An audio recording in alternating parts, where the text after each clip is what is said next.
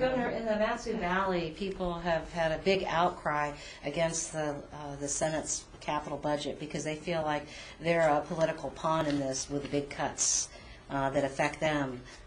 I can't speak to the lawmakers and how they decided to go in there and cut. And if they harmed a region more than another region, you'll have to ask the lawmakers why they did that. But I don't know why the Matsu would feel that they're a pawn in Well, I guess they got very little in the way of capital projects, and they say that some major projects, like the prison, construction for the prison, were zeroed out, and they didn't get their requests, and so they feel like they're being targeted because of the legislature's problems with you.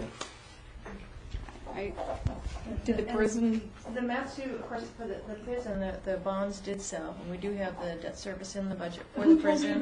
Anybody would have cut out the prison. There was a press release from John Duffy, just saying that basically all they got in the way of capital projects were minor road projects, and a lot of what they called legacy projects were cut. So the lawmakers who perhaps cut those, have you spoke to them about why they did cut them?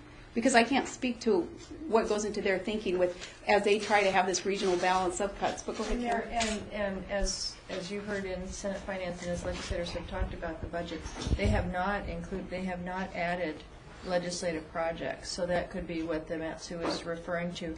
The only additions really in the CS were out of the cruise ship passenger funds, and those, of course, are limited to certain types of projects. So those are really, with a few hundred exceptions, there are very few places where they did legislative ads. Lawmakers with their own individual projects have put in nearly $94 million in the cruise ship receipts, and they have their own projects there. But lawmakers haven't added their own constituents' projects in the budget yet. So it's up to them whether they want to put those in there or not. What they have come to us telling us is that they want to, and they've cut the budget that we presented to them, and I say, that's good, that's fine, then we're all on the same page here in wanting to scale back our capital expenditures.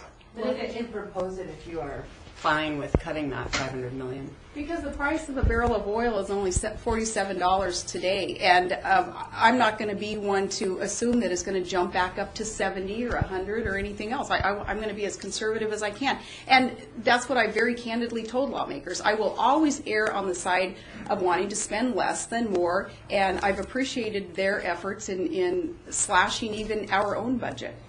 Your major bills, the REGA bill and the ANGDA bill, aren't moving this year. What do you think about how the session is going for you? Well, it's going very well, and these are huge, huge initiatives. These are historic for Alaska. Look at GRETC, the joint utility.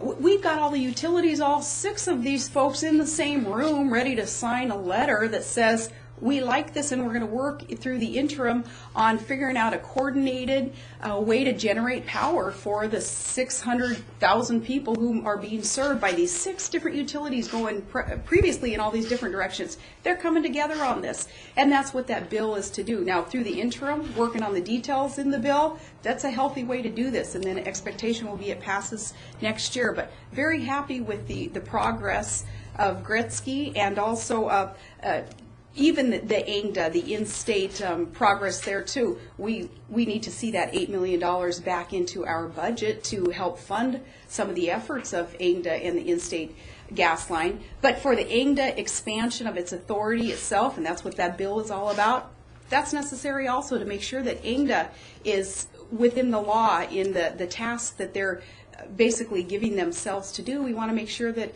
everything's being done legally and in the light of day. We want to make sure that lawmakers are aware of what they're working on and approving what they're working on, and they do that by expanding the authority of ANGDA, and that's what that bill is all about. How was the run